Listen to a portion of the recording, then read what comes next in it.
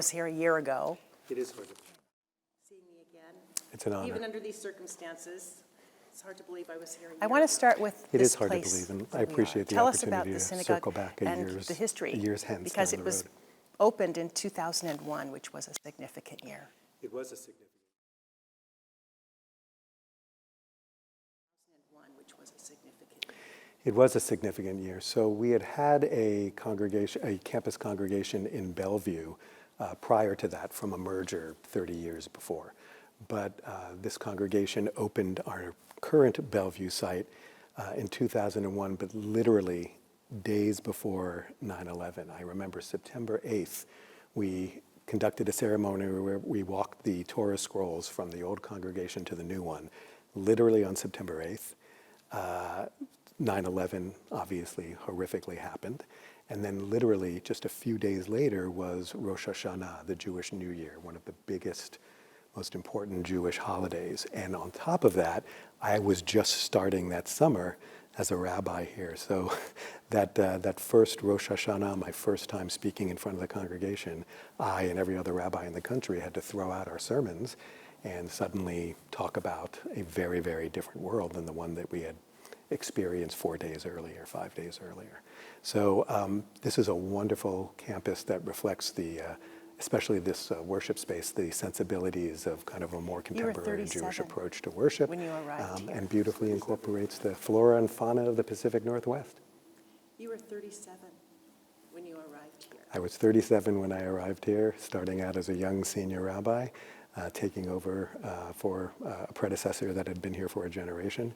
And now I'm kind of looking at entering my 24th year, being now on the other side of that generational divide. And in so many ways, though, I know that every generation feels like it experiences dramatic and transformative events, but I feel like my almost 24 years here has really been witness to profoundly incredible changes for the American Jewish community, for the Middle East, and certainly for the world in a post 9/11 world. The idea that you would have started here within days of 9/11, help your congregation through something so unimaginable, and then to be here also to help them through what happened a year ago on October 7th. You know, in a lot of ways, as you're saying, in a lot of ways, we unfortunately have, history has been a harsh tutor for the Jewish people in general, but I think, yeah, for most synagogues and for our synagogue in particular, certainly October 7th was unprecedented. But in terms of digging down into our inner resources for resilience, and really appreciating the power of community coming together to strengthen one another and comfort one another at a time of such uncertainty and such tragedy. I hate to say that we had some prior experience that laid somewhat of the groundwork. 9/11 was a little different, obviously, than 10/7. But yeah, I think the community had been accustomed to coming together. Certainly 2018 with the Pittsburgh shooting as well. I mean, we are far too well versed in coming together around tragedy, but there is strength in that experience and wisdom and perspective that comes from having made it through those challenges. A lot of us remember where we were October 7th a year ago. What do you remember about that day? I remember I woke up and it was a Sabbath morning, but it also was on the cusp of one of the key Jewish holidays, Simchat Torah, the holiday that celebrates the end and the beginning of the annual cycle of reading the Torah, the 5 books of Moses, and just began to get some social media from friends in Israel or little dribs and drabs of something monumental that was going on. And in real time, we didn't, I think similar to 9/11, we didn't really know the extent of what was happening. And as we were talking about before, at first you're kind of, this can't be right. This is not really happening in this way. This must be some kind of mistake or whatever. And then as more accounts started to come forth and the media, the mainstream media became more cognizant of what was going on, it became similar to 50 years earlier with the Yom Kippur War. It became an opportunity for the Jewish community to begin to come together, but also to kind of share news as we were hearing it, and to even to begin to gather together in lamentation and sadness and in seeking support. Obviously, a significant concern about the well-being of folks in Israel and the ways in which they were responding to and defending themselves against this incredibly vicious attack. But also at the same time, with that sense of anger and that sense of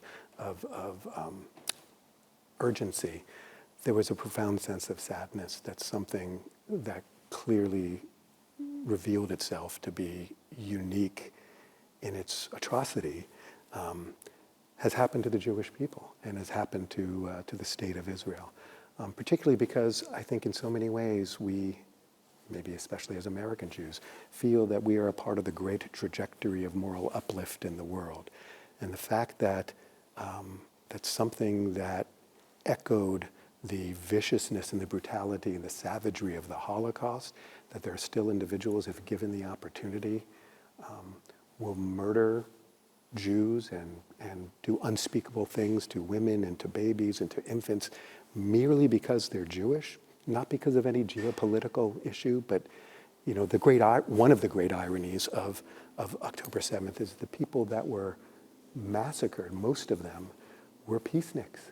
Most of them were people who had reached out to Palestinians in Gaza and had wanted them to work in their homes and had brought them in for medical care, and were on the left of the left in terms of wanting to embrace the peace process. And the fact that they were killed so indiscriminately testifies to the fact that it has nothing to do with their politics. It has nothing to do with geopolitics. It had to do with this was an opportunity to massacre as many Jews as possible. And I think amongst many heartbreaks was this sense that that animus, that hostility, that savagery still exists in our world more generally, but in particular against the Jewish people. 1,200 people that day. 250 hostages were taken. And a year later, 100 people are still being held hostage. We hope. I mean, many of them are probably dead, yeah. Some of them alive. Yeah. How frustrating is that for you?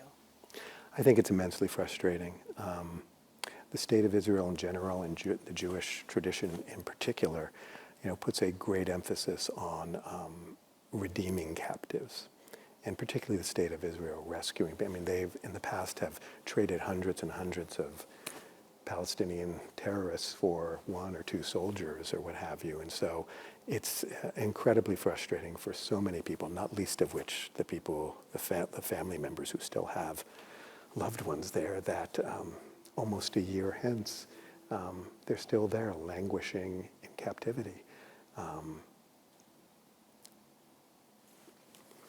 Listen, it's certainly easy to Monday morning quarterback and to try to second guess what's going on in terms of the politics of this.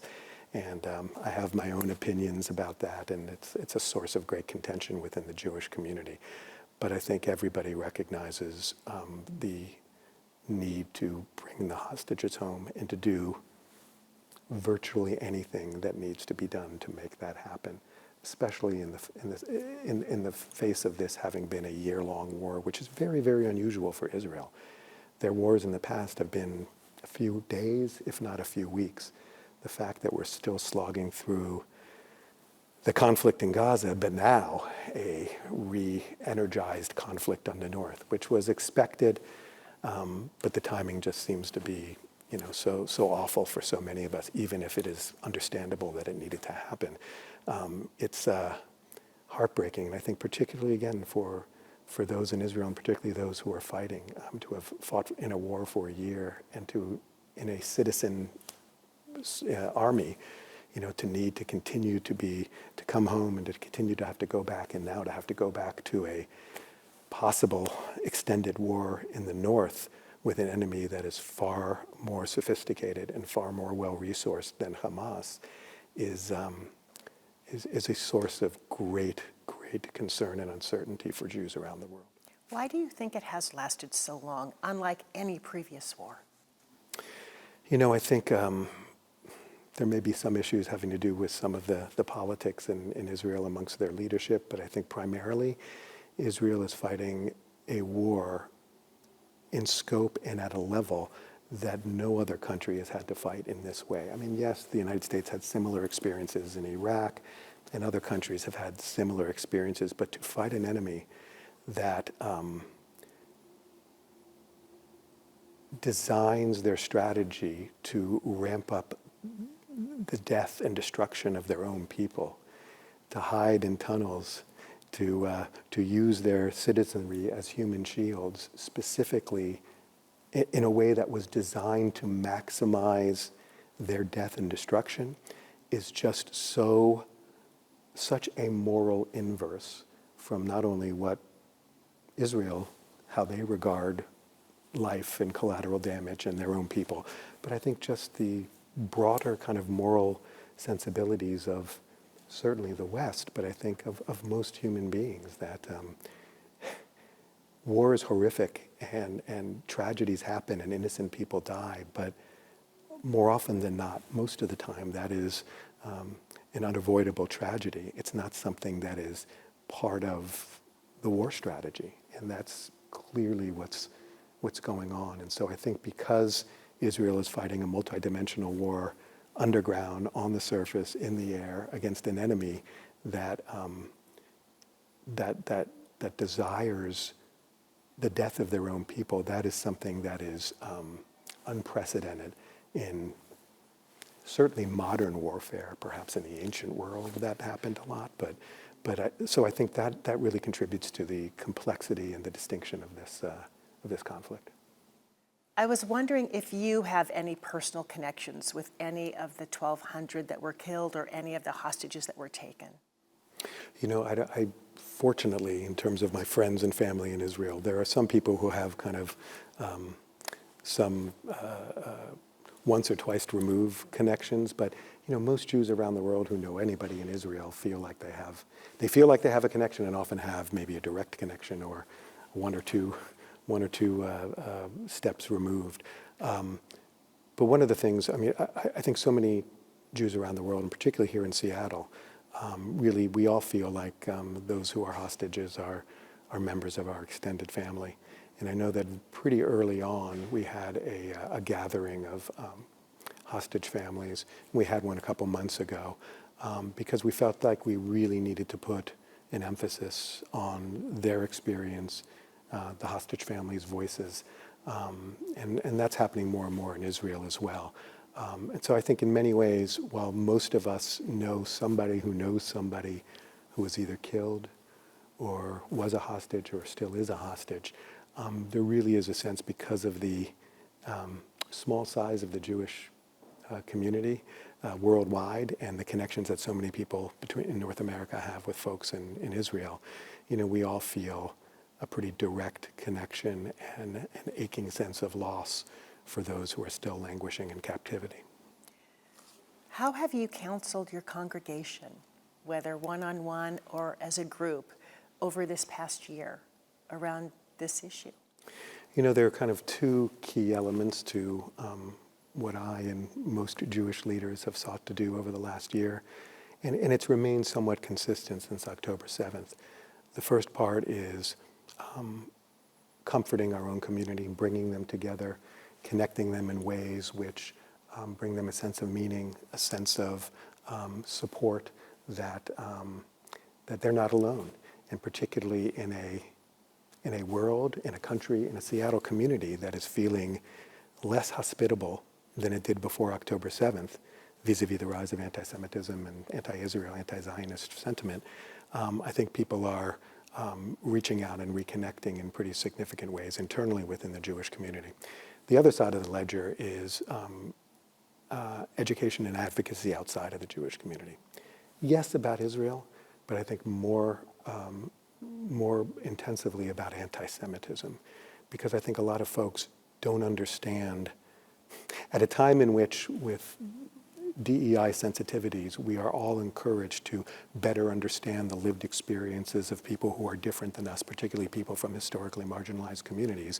I think there is a huge gap in the awareness and education of folks in terms of the Jewish lived experience, how we understand anti-Semitism, how we understand how that intersects with our connection to the state of Israel. And so much of what we've had to do, both in terms of responding to specific attacks, but also trying to educate more broadly at a time in which we are realizing how unknowing so many people are about the nature of the Jewish experience of anti-Semitism and connection to Israel. That's been something that really has been a significant part of our, of anybody, any leader, anybody in the Jewish community, a significant part of our energies have been devoted to that in the post-October 7th world. A year ago when we spoke, you told me that there were members of your congregation who were afraid to wear anything that identified them as Jewish, Stars of David, yarmulkes. Is that still the case? You know, it's interesting. I think that's mitigated a little bit over the last year. I think that was true at the very beginning. And I think for some, maybe particularly for young people, who are in spaces with a lot of their peers who are not knowledgeable or sensitive.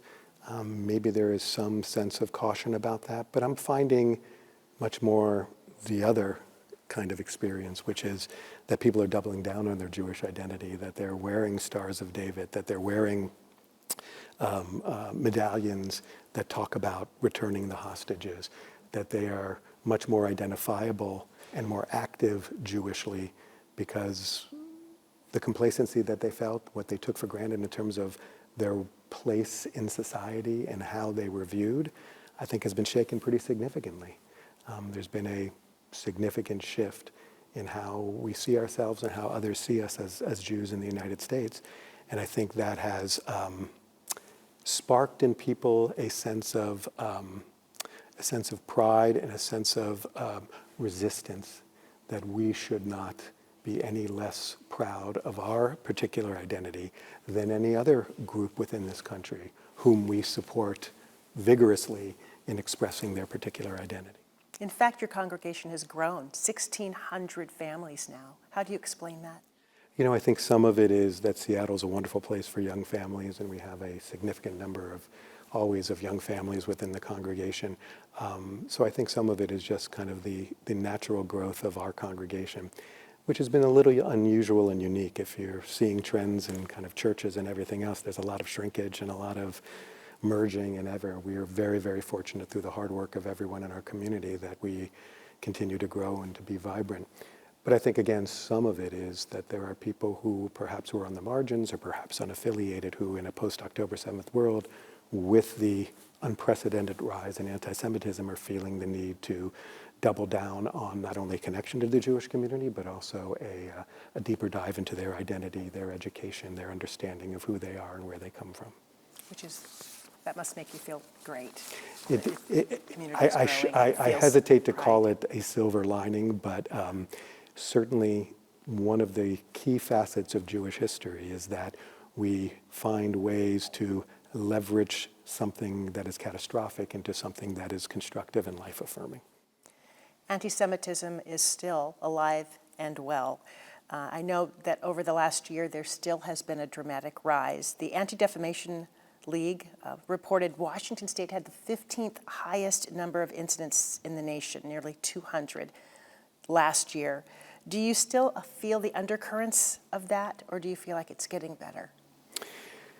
You know, I think we are still feeling the undercurrents of that. And I think one of the reasons why perhaps Washington State is higher up on that list is it's a smaller Jewish community than other states in the Midwest and certainly on the East Coast.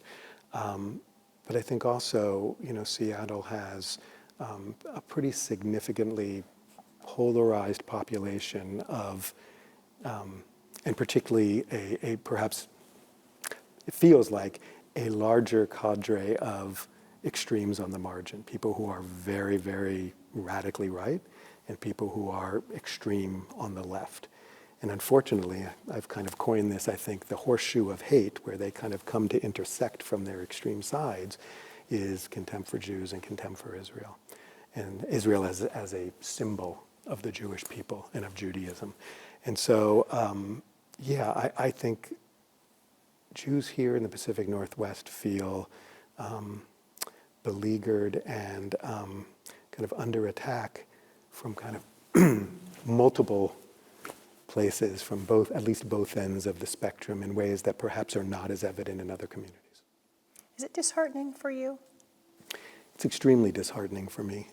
As I said earlier, perhaps I was naive, but I don't think so, that there's this sense that with all the terrible things happening in the world, that there was kind of an inexorable trajectory of things getting better. And I think that's demonstrable in a lot of measures in terms of health and roles of women in society and poverty. As terrible as things are, they're better than they were 50, 100, 200 years ago.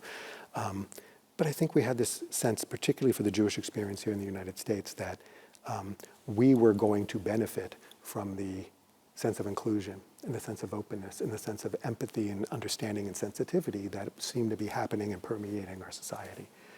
And the fact that it feels like in so many ways that's true for everyone and Jews are the exception is disheartening. Do you, when you say that, I remember last year you told me that different groups of the community that you thought had been very supportive and allies to the Jewish community didn't show up for you. Or were hypercritical. Or were hypercritical. A year later, do you still feel that way? Do you feel like they've stepped up, or they still have not stepped up for you? Well, I still feel that way, but I have more clarity. I think amongst the many clarifying dynamics that emerged post-October 7th was knowing, when the chips are down, who our friends are and who our friends and allies aren't. And I think moving forward, we have a much clearer sense of that. Those who have been our allies and our friends, not always agreeing with us on everything, but at least stepping up and standing with us against tides of hate and physical attacks. Those folks have been stalwart. And the folks who were either silent or were rebuking of us, either on a communal level or even individually, in terms of friendships, those people have kind of revealed themselves to be who they are. The thing that I think is most important for the Jewish community, and this is a message I reiterate to my congregation all the time, is even though we can feel a sense of betrayal and frustration with those with whom we've stood, who are not standing with us, and we are celebrating and cherishing and reinforcing our connections to those who are standing with us, that should not make us so embittered that we concede some of the core values underlying the Jewish approach to social justice and the pursuit of justice and equity and equality more broadly.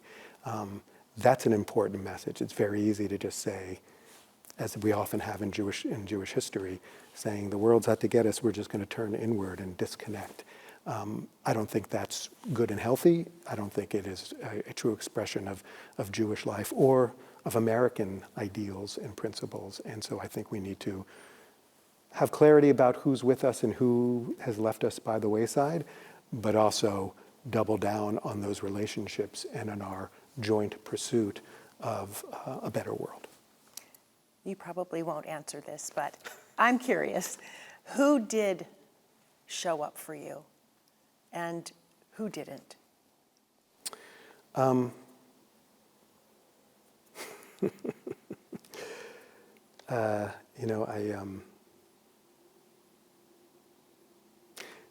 This is not a complete list, but I think in particular,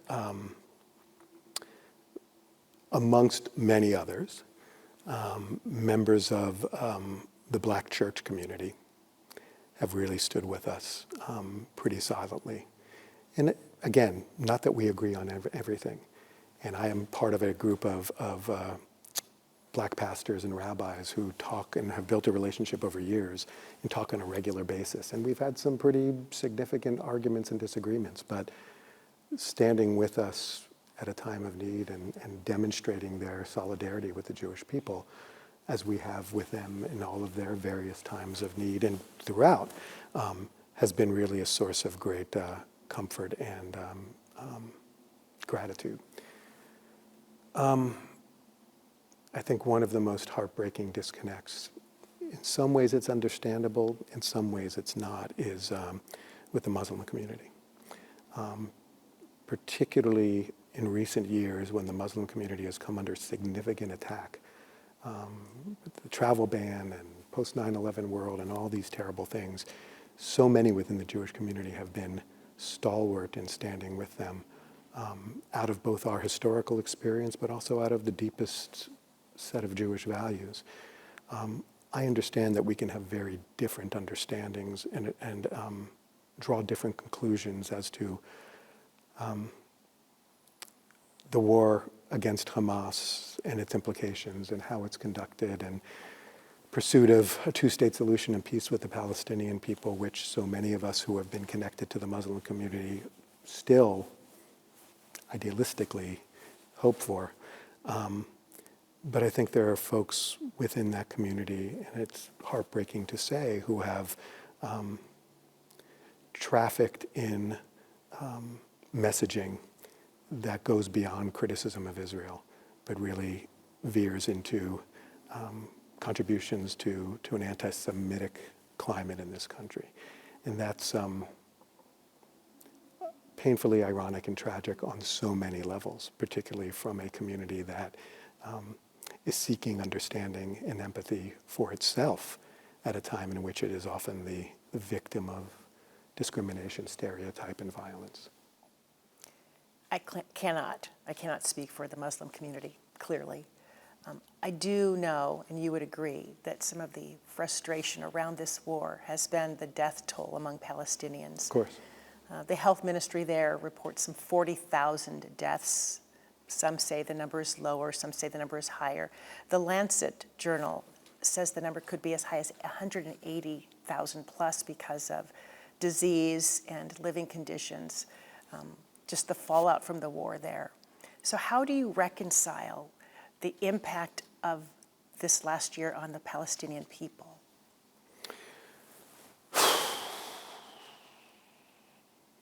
I don't know if reconcile is the right word.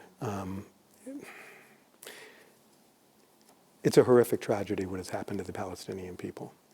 I think in many ways, even though Hamas had been the elected leadership of the Palestinian community in Gaza, I think in so many ways they are as much victims of Hamas atrocities and extremism as Israelis are, and not just Jewish Israelis, but Arab Israelis and Christian, Muslim Israelis and Christian Israelis who are also victims on 10/7. War is horrific, and anybody who has fought a war understands that hopefully they go into it with a sense of somberness and seriousness, understanding that innocent people are going to die, and it's a horrific tragedy of war. Again, my opinion is that this was a just war. I hope and pray that those who are conducting it are doing so with an eye toward conducting it in a just manner. I think there are many indications that systematically the Israel Defense Forces have sought to do so in ways that no other fighting forces had to do. Have there been excesses? Have there been mistakes? Of course there are. War is chaotic. But at its core, I blame Hamas for self-inflicting, within the spirit of martyrdom, this tragedy upon their own people. And from the attack through how they are conducting the war in tunnels, using their own people as human shields, deliberately sacrificing a generation that they feel is an acceptable sacrifice if decades down the road it helps them to achieve their goal of eradicating Israel and wiping it out of all of its Jews. I place blame squarely and most significantly on Hamas for what's happening to their own people. 40,000 deaths, maybe as high as 186,000, is also a number people just cannot get their mind around. One is too many. Again, I don't want to split hairs on this. A significant number of those were active soldiers and terrorists, or fighters and terrorists from Hamas. A significant number were also children and women. 100%. And it's horrific and it's tragic. And I chalk it up with so many other tragedies that are happening on an even greater scope. For example, where's the outrage about Sudan right now? Where's the outrage about thousands upon thousands, more than 100, thousands upon hundreds of thousands of people who are being massacred by Arab militias, black African citizens who are being massacred by Arab militias and are undergoing a legitimate genocide where they're literally being rounded up and shot and the women are being raped and killed. I'm not trying to get into this whole notion of whataboutism, but if we're going to be concerned, the people who are in the streets protesting what is happening in Gaza and accusing Israel of genocide when it is conducting the war in a way that I can't imagine any other fighting force would, and to be silent about legitimate genocides that are happening in Myanmar, in Sudan, in Ukraine. I have trouble investing credibility in those protests when they are deaf to significant and much more clearly evil dynamics that are at play in other communities. I do want to talk about how Israelis in Israel, obviously, sort of the reaction. And I want to go back, I think it was a month or two, maybe 2 months ago. As you know, 6 of the hostages were found murdered just hours Literally. before troops were going to get to them. They had survived almost a year. Can you imagine? And hours before they would have been found by Israeli troops, they were murdered, including an Israeli American. And that sparked outrage among Israelis there, who are not happy with how Netanyahu is approaching this war. What did you make of that reaction in Israel? Also in the face of the fact that these 6 hostages could have survived. Yeah. Listen, the hostage families have been incredibly active throughout. And, maybe there's more media attention on them since that tragic day or maybe even before. But, they've been kind of shouting this from the rooftops from the beginning. So They want their family members back. 100%. They want their family members back. And I think they expect that one of the key rights they have as citizens of Israel, as citizens of a Jewish state that puts such a premium on redeeming the captive, is that the leadership and the country will do everything it can to return those people.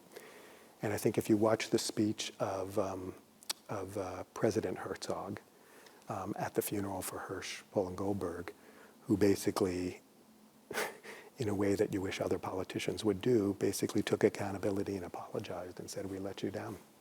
This is not a political issue. We needed to do everything we can to bring them home, and we didn't do enough.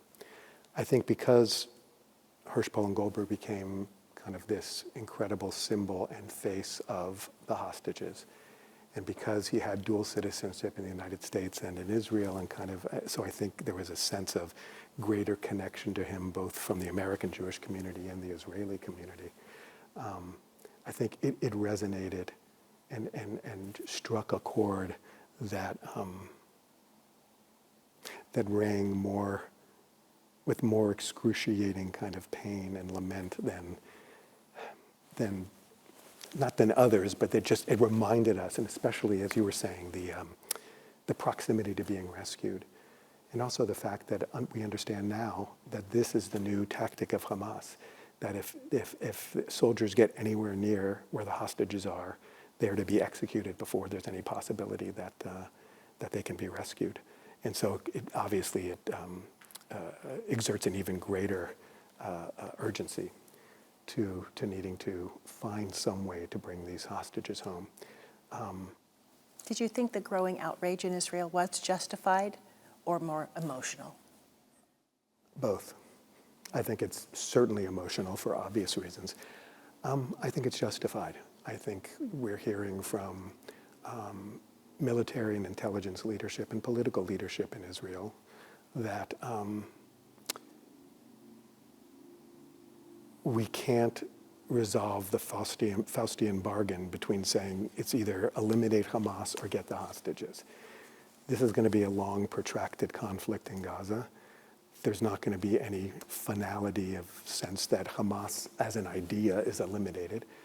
And so what is the point at which you say we've done everything we can to degrade Hamas so that it cannot function and fill a vacuum?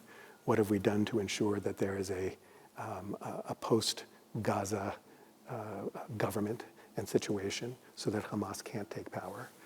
And what can we do to immediately bring the hostages home as quickly as possible? I know those things throughout the last year have seemed to be binary, but I think increasingly most Israelis and most people in the know, in the military and in intelligence and even in the government, not the government, but political kind of system, understand that they need to find a way that satisfies both of those needs and quickly.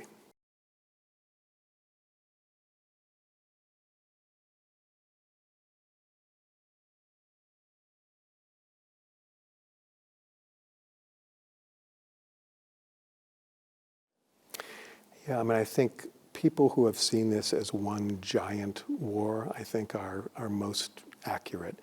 Hamas is one phase, Hezbollah is another phase, and Iran is really kind of the ultimate power behind all of this. From the beginning of this war last year, with Hezbollah increasing its rockets, there's a sense that war with Hezbollah is inevitable, particularly because can you imagine what the United States would do if the northern third of our nation could not live in our homes, including here in Washington, that we had to go all live in Central California, Kansas, Nebraska, or what have you, and that most of our homes, even when we were able to return, have probably been destroyed by rocket fire or what have you. How long would the United States tolerate such a situation in terms of its sovereignty and its citizenship if there were groups shooting rockets from southern Canada? So it's inevitable that Hezbollah was going to need to be confronted. People have thought about this throughout. As heartbreaking and as anxiety-provoking as it is to imagine that Israel is now opening up another front, it's an inevitable front in a much greater conflict that needs to be addressed, unfortunately. Israel cannot continue and survive when the northern third of its country is uninhabitable. So something has to happen. What does that mean? What does that mean moving forward? What that means is, I'm hoping what it means is that there'll be enough of a show of force that Hezbollah will pull back from where their positions in the south to a place across a certain river that will kind of provide a buffer zone so that Israelis can move back to their homes. The war in 2006 was a very different, with Lebanon and with Hezbollah, was a very different scenario. I'm hoping that we don't have to engage that extent of a conflict in order to achieve the goals, but I think the goals are unqualified in terms of needing to create a buffer zone so that the people of Israel can move back to the northern third of their country. But I think looming in the background, and I think that it is a threat not only to Israel, but in many ways Israel is on the front lines of a much larger conflict with Iran, and by extension, in some ways, Russia and North Korea. And so, unfortunately, what's happening with Hamas and now Hezbollah is really, I think, the first stages of a larger conflict that I would love to think that there's a diplomatic solution to everything, but I think the antagonists on that side have demonstrated that they're less concerned about diplomacy and more concerned about wielding power and accomplishing whatever they can through military, asymmetrical terrorist military means especially. So when I look at you, I think this is just one single man here, responsible for 1,600 families. I have a lot of help too. It's true. But you are just one person. And I'm wondering what has been the most difficult for you over the past year, and how do you stay hopeful and optimistic, and how do you share that with your congregation when it feels like such a weight, so much responsibility for one man? It's a great question, and I'm sure so many of my peers and colleagues in synagogues and as Jewish communal leaders throughout the country, would have to reflect on a similar question. I think the hardest thing has been to compartmentalize my own feelings of anxiety, threat, pain, loss, lament, grief, mourning, from the role that I want to play and the impact I want to have within my community and beyond my community. And I think that's probably the case for anybody who is in leadership, any kind of leadership position. But I think particularly at times of crisis and tragedy, such as that with which we are in right now,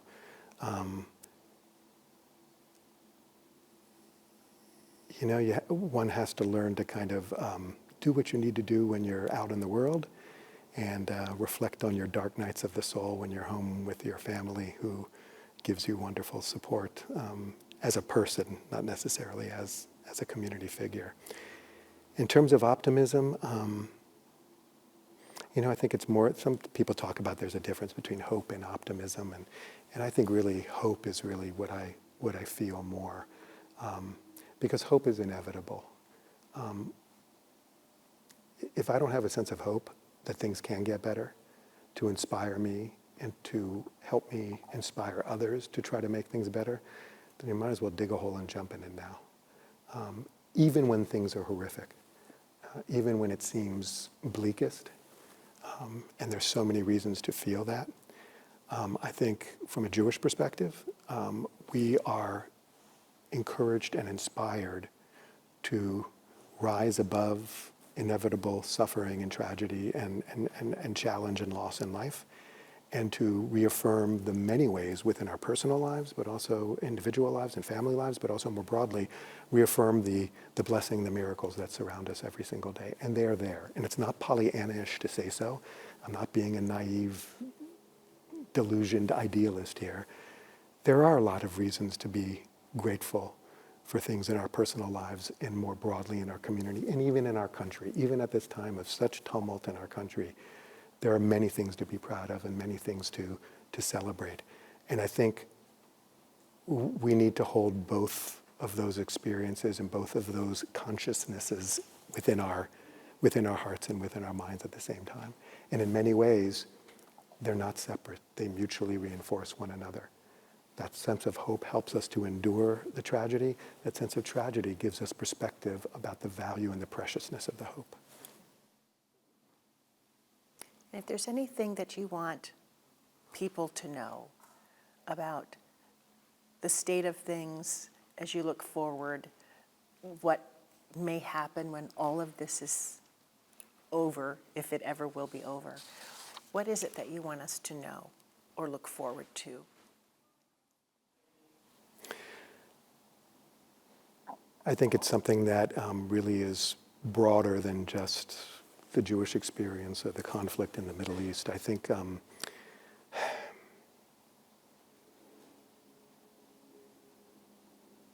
we need to reach out to one another. We need to hear one another. We need to listen to one another. We need to support one another. We need to argue vigorously but constructively and in a way that doesn't demonize one another, but rather celebrates our differences, celebrates living in a society in which we can express those differences and still come together around the things that bind us as citizens and as human beings.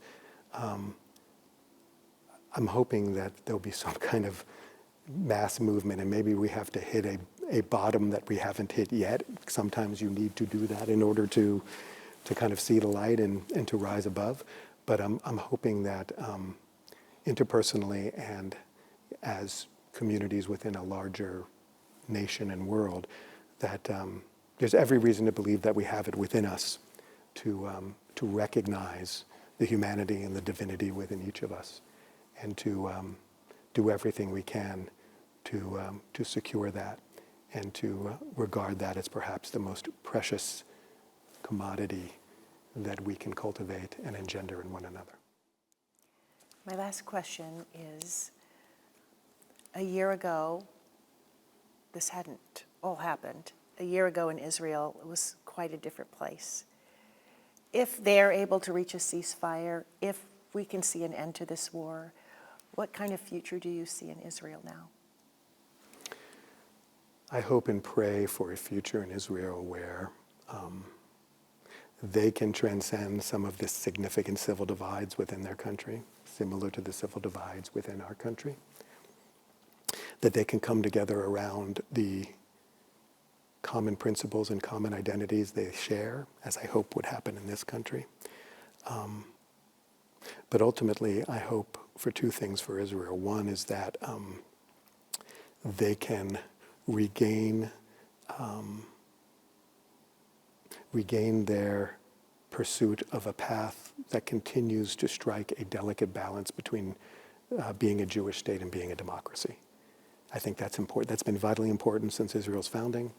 That is under some stresses and strains right now. I hope it returns to that. The other thing that I hope happens, and I pray will happen, is that there will be some kind of resolution of the conflict with the Palestinian people, and that more broadly, through that, there will be greater understanding and greater connections between the Arab nations that surround Israel and Israel, and that those that remain on the extremes will be so marginalized and so isolated that they will be disempowered to inflict the kind of harm and damage that they've been inflicting.